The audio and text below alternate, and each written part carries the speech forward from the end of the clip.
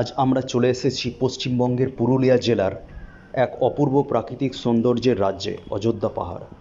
ঝর্ণা, পাহাড়, জঙ্গলের মায়া সব কিছু মিলিয়ে এই জায়গা হলো প্রকৃতি প্রেমীদের জন্য এক অমূল্য সম্পদ।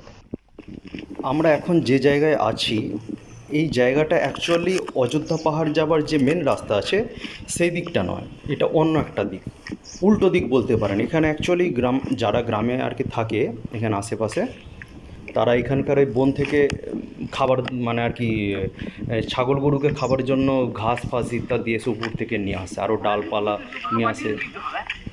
বুঝতে পারছেন তো? এটা অন্য দিক আছে, এখানে উবার খাবার রাস্তা আছে।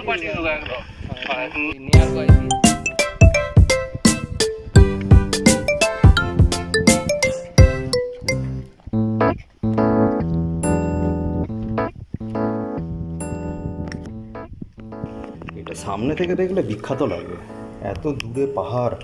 মানে আমরা একদম যে জায়গাটা আছি না, একদম গর্ত নিচেটা, পুরো পা বাড়ালেই খাতে পড়ে যাবেন পুরো। দূরে পাহাড়গুলো, এখন যে ওয়েদারটা আছে না, কী বলবো, বাতাসে যে ধোঁয়াশে ভাবটা সেটা বেশি, ওই জন্য মানে স্পষ্ট ছবি আসছে না, ধোঁয়াটে ধোঁয়াটে।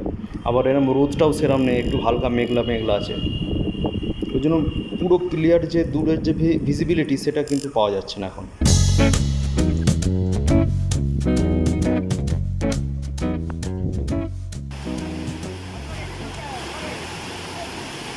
এই হলো বামনি ফল, পাহাড়ের গা বেয়ে নামা ঝর্ণা, যেখানে গরমের দিনে ঠান্ডা জলের স্পর্শ মনকে ভরে দেয়। পুরুলিয়ার অযোধ্যা পাহাড় শুধু একটি ভ্রমণ স্থান নয়, এটি প্রকৃতির কোলে লুকিয়ে থাকা এক স্বর্গরাজ্য। ঝর্ণার সুর, পাহাড়ের হাওয়া আর সবুজের সমারোহ আপনাকে নতুন শক্তি দেবে।